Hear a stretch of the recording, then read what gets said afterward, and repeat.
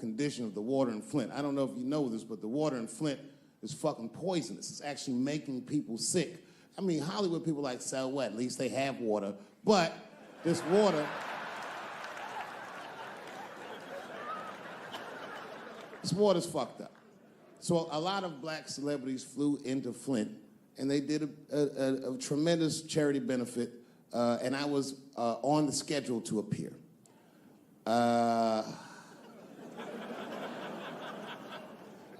So the reason a lot of people haven't heard about this benefit, it was the same day as the Oscars. Right, I know. So I was on my way to the airport to go to Flint, and then Chris Rock calls me and is like, hey, Dave, I got a ticket for you for the Oscars. Can you make it? And I was like, sure, nigga, I'm on my way to the airport right now. Oh, come on, man. What am I going to do about that water? What am I, a fucking superhero? I need to have fun. I need to live, too. I didn't fuck that water up. Stevie Wonder was there. They didn't need me. I'm sorry, everybody. I've never been to the Oscars. You've seen the movies I make.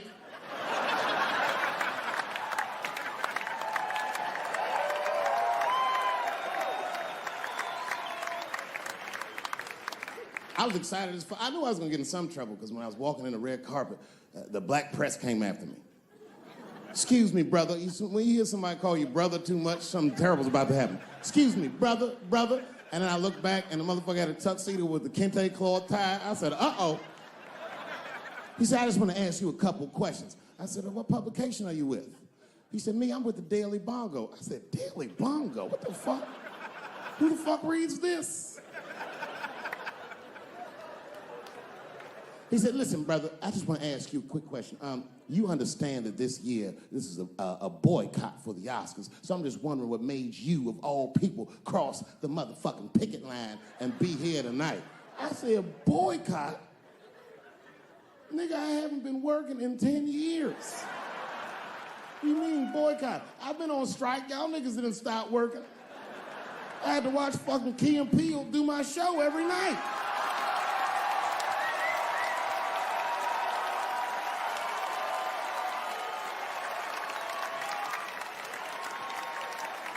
Fuck the Daily Bongo is what I said.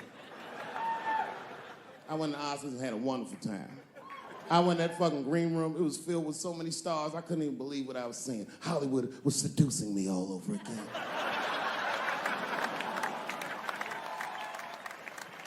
I was sitting back there, I'm smoking, drinking with the stars.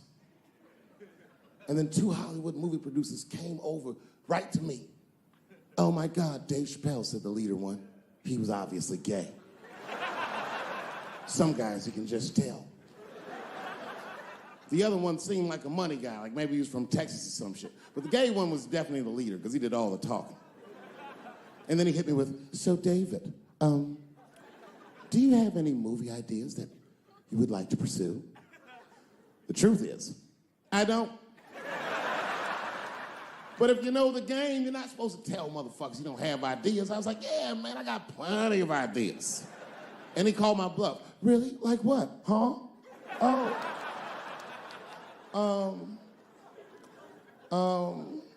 And then I just started making up shit that I thought maybe he'd like to see. I said, I have a superhero idea. He goes, really? I go, yeah, he's a gay superhero. He was like, really? What's it called? Huh? Oh, it's called Same Hero, New Boots. It's about a gay sous chef in San Francisco. He gets bit by a radioactive rat on his shift when he's taking out the trash. And is blessed with powers beyond his wildest dreams. Supersonic, gay kind of powers. And he starts saving everybody in San Francisco. But at first, he only saves gay people. Later, he saves everybody, and the whole city just falls in love with him. The only problem is, no one remembers him when he saves them. Well, I don't understand. Why wouldn't they remember him? I said, because, dummy, he's gay. He keeps changing his outfit. People come up, thanks for saving, mister. what's your name anyway? And he's like, ugh, same hero, new boots, and that motherfucker flies away.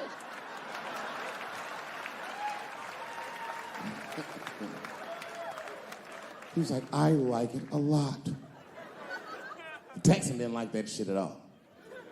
He was upset. That's impossible, gay superhero. I said, what? Well, I have others. I have a superhero you love because he's stronger than Superman and he fights for truth, justice, and the American way like Superman, but more than Superman. He beats up Mexicans for no reason.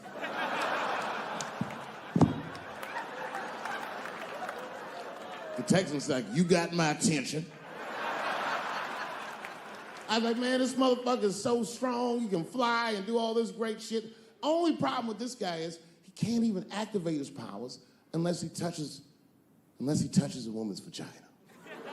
Not a long touch, just a couple of pats.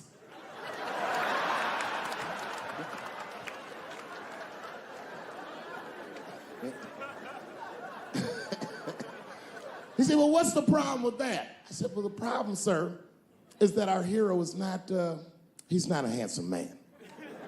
And he's often short on cash. So whenever trouble breaks out, he has to run around the city and convince women to let him pat their vaginas. Please, miss, that building's on fire. Can I pat your vagina quickly? People are dying, but he can't tell them exactly why. Ugh, get away, you're gross. Please, miss, people are dying. Just a couple of pats. Ugh, gross, get away.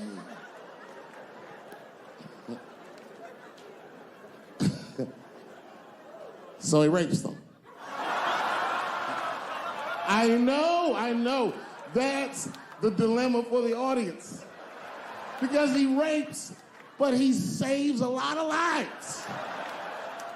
And he saves way more than he rapes, and he only rapes to save. But he does rape. I didn't realize it, but the whole green room was looking at us. All the celebrities were disgusted. Oh. That guy from Texas was like, here's my card. Call me on Monday. That worked out. The second time I met O.J. Simpson,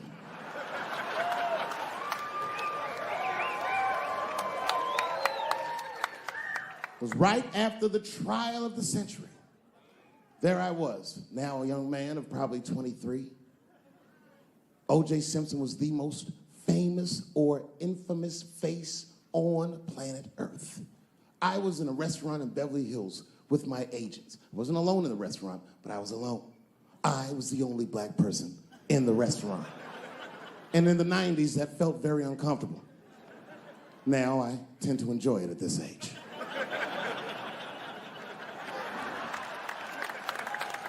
I was having dinner with my agents, celebrating a deal that they told me was lucrative, but I later learned fucking sucked. And suddenly, a group of women walked by. Every race was in that group. Black, white, Asian, Latina, white, and white again. They were all gorgeous. I watched them walk by. Then, I saw a familiar face. Al Collins, the man from the infamous Bongo chase, walked by and embraced one of the women, and they walked towards the door. Couldn't believe what I saw. And then, close behind him, was O.J. Simpson, newly released from jail. The restaurant fell still. I was shocked. I didn't mean to say it out loud, but it just came out. O.J. He stopped, turned around to see who said it, saw my black face, and correctly assumed it was me.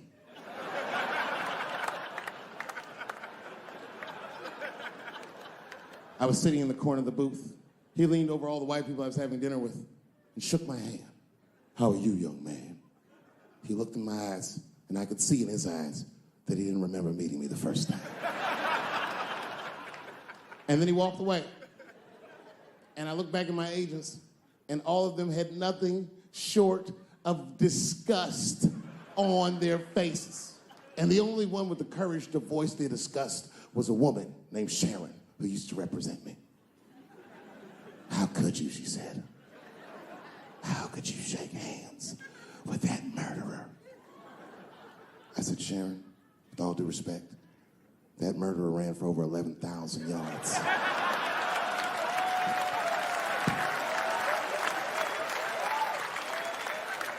And he was acquitted, so, you know, fuck it. Glove didn't fit. Glove didn't fit. Get over yourself. Some people can't do that. Some people just can't get over themselves. Gay people have a hard time doing that recently. Here we go. Here comes the deep water. No, recently I've noticed that. I noticed it with that Manny Pacquiao controversy. Yeah, no, it was now in the gay community's defense, Manny Pacquiao said some outlandish shit about gay people. Very, very not nice things that I won't repeat, but there was biblical verses and some analogies to animals. Wasn't a good look. Nike took his shoes immediately, which I thought was a little harsh. A little harsh. You know what I mean? Because he's, just because he's Asian. You know what I mean? Fuck, you gonna take shoes off Asian dude to appease a gay dude. You know what I mean? No? You don't know what I mean. But Asian people kind of know what I mean. No? No Asians in the front? No? No, this is what I mean. Okay, look, okay, you're an Asian dude. No, I say this with no disrespect, but we're all Americans, right? And we can agree that America has a huge body count all over the world, but nowhere more than Asia. Literally, if you look at history, recently, we have bombed the masculinity out of an entire continent. We dropped 2 atomic bombs on fucking Japan, and they've been drawing Hello Kitty and shit ever since. There's a lot of lady boys in the wake of our bombs. And I know these things because my wife is Asian. She's Filipino. All right, well, okay, so that explains it. Now you know why you see me at all those Filipino events. I'm not there picking up pussy, I'm dropping some off.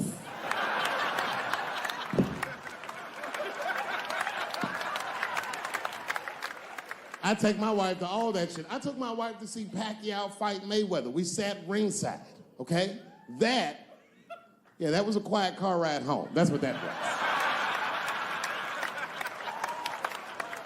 But if you know what's popping in the Philippines, you know that they got a whole generation of kids in the Philippines growing up without their mothers.